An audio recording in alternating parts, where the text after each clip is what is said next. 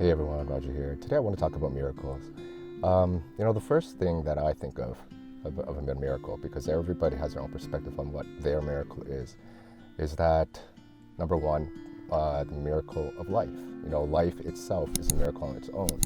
Our planet is the home of millions of species, that includes us. And the number two thing I look at miracle is that you get a chance every single day. Like if you're able to wake up every morning to experience what the world has to offer, that already on its own, is a miracle. And the third miracle that we all look for is the one that's going to save us. I wrote a quote that says, miracles do exist, but it will come when you need it the most. And the purpose of me making this video today was to tell you about, two miracles that actually happened to me during the past 6 years. Right, so everyone knows that, or not everyone. If you've just joined my page, I 6 years ago I slipped on a concrete step on black ice. I hit the back of my head, and if I hit it, in a different area of my body, or if I landed even in the wrong position, I may not be here today, talking to you or writing all my quotes and stuff. So that was a miracle on its own already for myself to be able to survive that impact, right?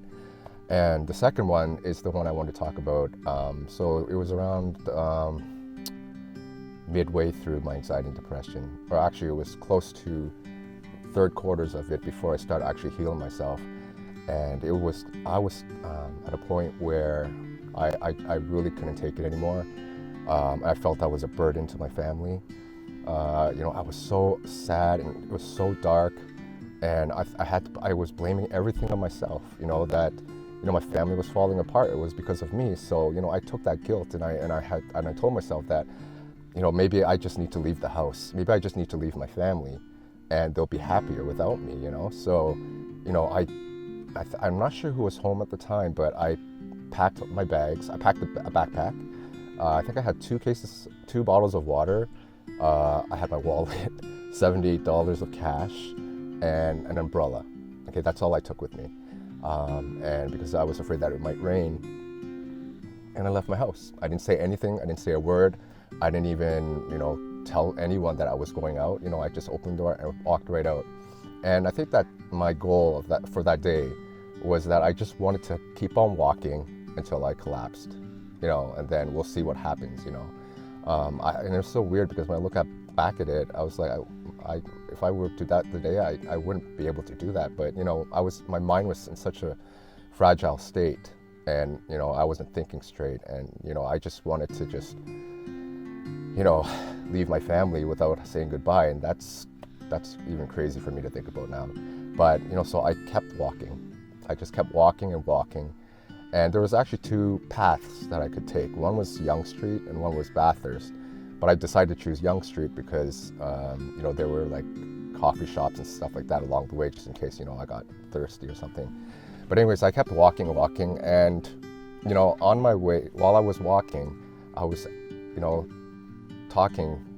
I looked up and I was like, if I was meant to be on this path, or if there was a sign, give me a sign to show me that, that I should be more hopeful, that I have a bright future. I kept saying that if something happens to me right now, today, then that will be the sign to tell me that I need to go back home, right?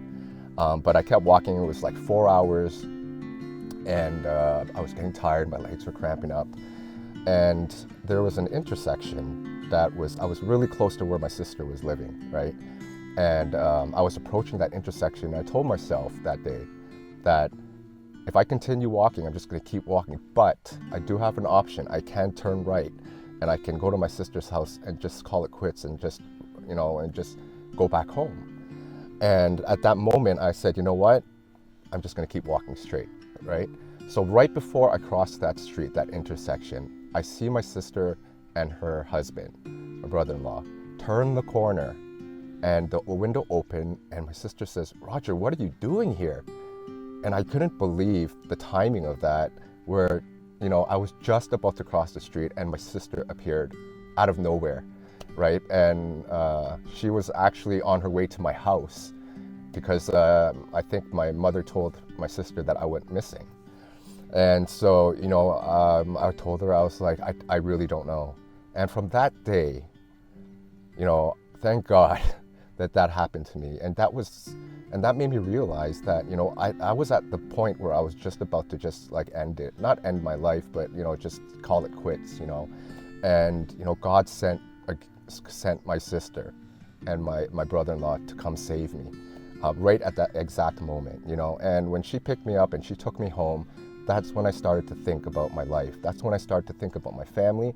That's when I started to tell myself, Roger, you were given an opportunity. When I fell and hit my head on the back and had my concussion, that was already the first sign saying, here's another chance at life, And so I put that together and I told myself, you know what, I got to take this opportunity and I have to make the best out of it because I was given a second chance, So that's why I do what I do.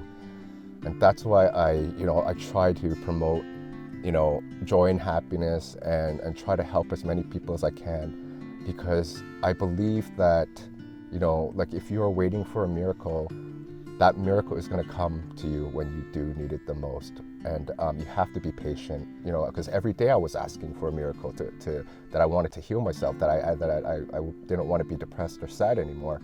But it didn't come to the point until I finally decided that was it, and God gave me a sign, and He sent my Savior, which was my sister and my brother-in-law, and so here I am today, healed, helping people, being grateful for every single day, living each day to the fullest. You are given today to do whatever you can to become a better version of yourself.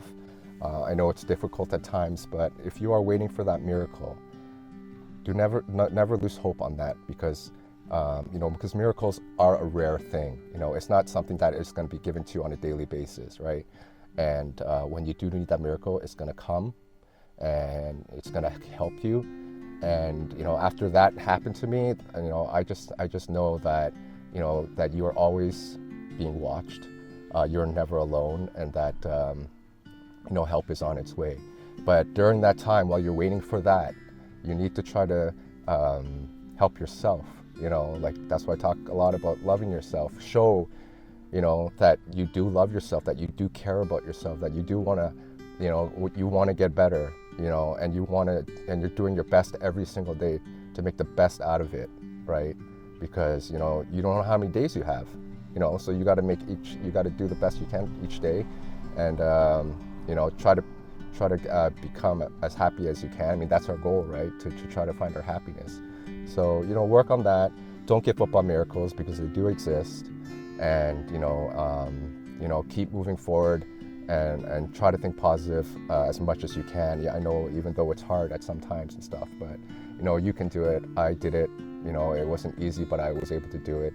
So, hope you're having a great day. I hope this video helped you, and keep on continue believing in those miracles, because one day they will come for you. So take care. Bye-bye.